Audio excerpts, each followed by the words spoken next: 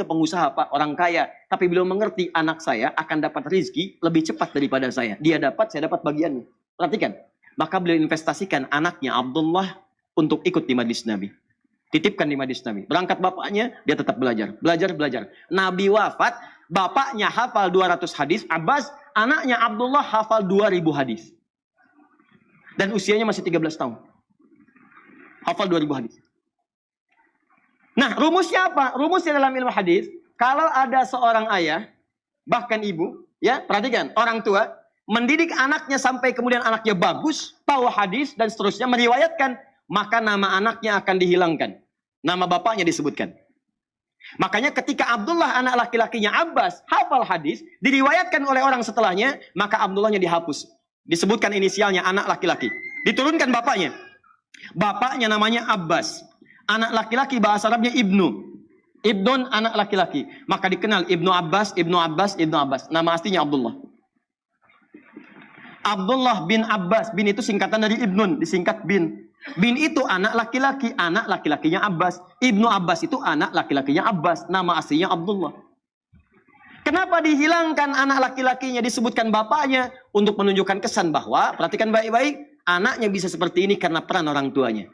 Yang kedua, ingin menunjukkan isyarat, begitu hadis ini diriwayatkan, dipelajari oleh orang-orang, maka bukan cuma Abdullah yang dapat, bapaknya pun kebagian dapat dari pahala yang telah dapatkan anaknya.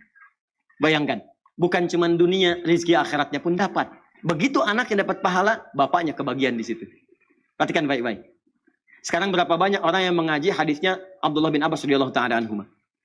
Umar bin Khattab, saya pengen lebih daripada Abbas. Abbas anaknya datang ke majelis ilmu. Anak saya harus ngintip Nabi sejak berangkat dari tempatnya. Bikin beliau rumah saat di Madinah. Di depan rumahnya Nabi SAW. Dibikinkan kamar. Kamar anaknya menghadap ke arah rumah Nabi. Dibikin jendela. Jadi tahu persis. Begitu kemudian Nabi keluar rumah, sudah tahu bagaimana cara jalannya. Cara nengoknya. Seperti apa kemudian Nabi bersikap. Sampai ke majelis ilmu. Makanya anaknya Umar lebih banyak hafal hadis dibandingkan anaknya Abbas. Anaknya Abbas hafal 2000 hadis. Anaknya Umar 2800 hadis. Anaknya Amr. Lihat Amr bin As. Abdullah bin Amr bin As. Anaknya Abbas. Tahu kemudian hadis.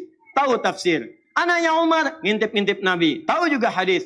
Anak saya mesti tambah hadis plus fikih. Maka sejak kecil diajarkan langsung hadis fikih, hadis fikih, hadis fikih. Usia 9 tahun udah minta ke bapaknya, Pak, saya pengen nikah karena saya sudah hafal bab nikah. Paham fikih dan sebagainya. Anak Abbas nunggu di majelis ilmu. Anak Umar dibikinkan rumah. Malikah seorang single parent.